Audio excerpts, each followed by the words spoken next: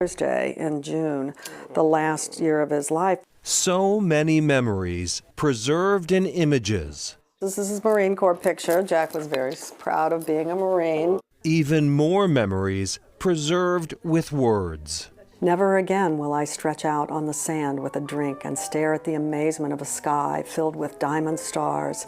In 2022, Jerry Denterline's husband, Jack Thomas, passed away from cancer at the age of 83.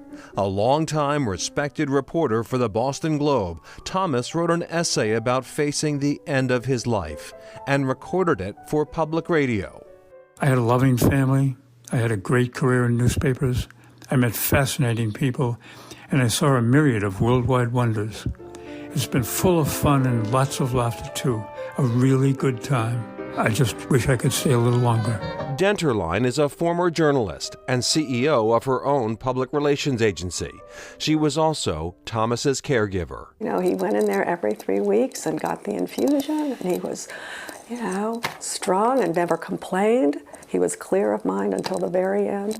Knowing what she knows now, Denterline says she wishes families would talk earlier about end-of-life wishes. What happens often, and because I've been in grief groups around this issue of cancer care, you get so focused on making it through the next treatment. In the midst of all that race, find some time? Find some time. He didn't talk to a palliative care person until 3 weeks before he died, and that was too late. Other helpful conversations can arise outside of one's closest circle of friends and family who may be struggling with their own grief. Seek out people who can be helpful. They're people who have a certain compassion, intelligence, if you will. That can be a lifesaver when you're going through it. You feel very isolated.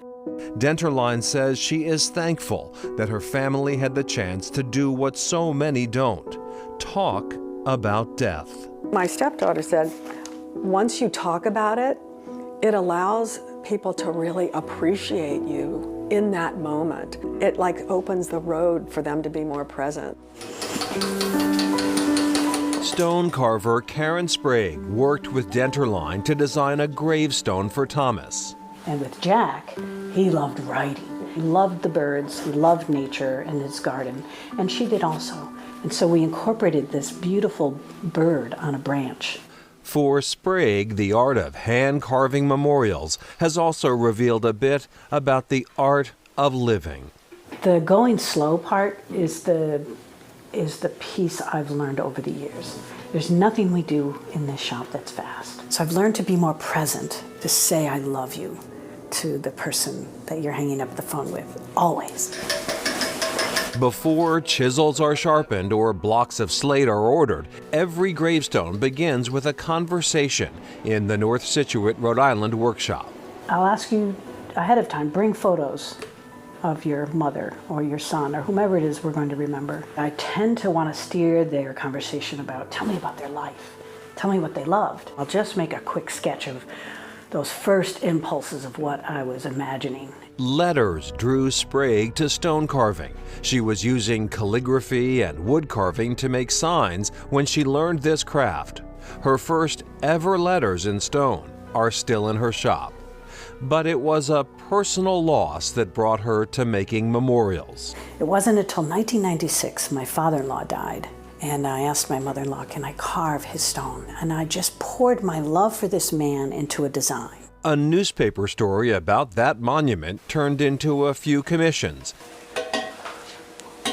And then eventually a business and a team of stone carvers. I loved the fact that I could be an artist, and I know the work of sitting and listening to families is another piece that I'm called to do. And families have said, and they write to me after, they weren't expecting such a healing experience, but they had one. Memories etched into stone, one precise cut at a time. Everything takes time because I have to be cognizant of everything that I'm doing. It takes a huge village to make what we do, what looks so simple. There's many hands and many hearts that go into each one of these stones that we make. Beautiful. And back to Jerry Denderline and Jack Thomas. Jerry wrote a very well-received essay of her own after the death of her husband. She has another piece of advice. If you are in a partnership, make sure you know what your partner takes care of in the household, even simple things like how bills are paid. Up next, the peaceful power of music.